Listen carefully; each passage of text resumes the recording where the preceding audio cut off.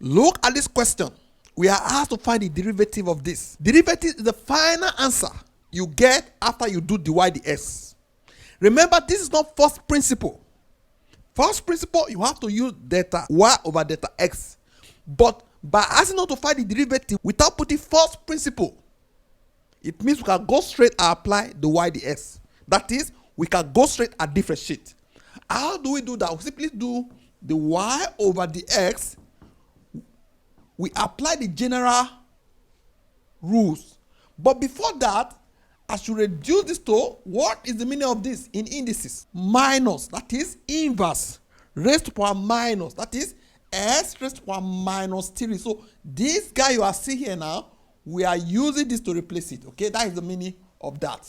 So with this now, we cannot apply the y ds on this, which says, if you say something like this, it's simply saying s is carrying minus 3. S is not saying the load is too much for me. I need to come down to allow S to breathe. Then I still put the X. Now, instead of me to put minus 3 here, I have to reduce it. Although you are saying, but we have already put it here. We know. I'm just giving you the shortcut. We have to reduce it by 1. That is to say, this minus 3 will reduce by 1. We have minus, which is minus 4.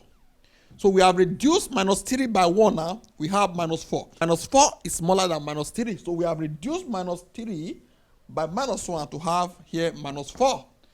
This will return us back to where we started from. We are going to expand this now to say this is this and this. We have not done anything. We have simply said that this is still the same. This is still the same. This is still the same. This is just introduced here because there's invisible multiplication between these two. They will still put this here, okay? Now, once you have done this now, we simply come here to say minus 3 multiplied by what is the meaning of this? 1 over s raised to power 4. This multiplied by this is what? Minus 3 over s raised to power 4. S raised to power 4.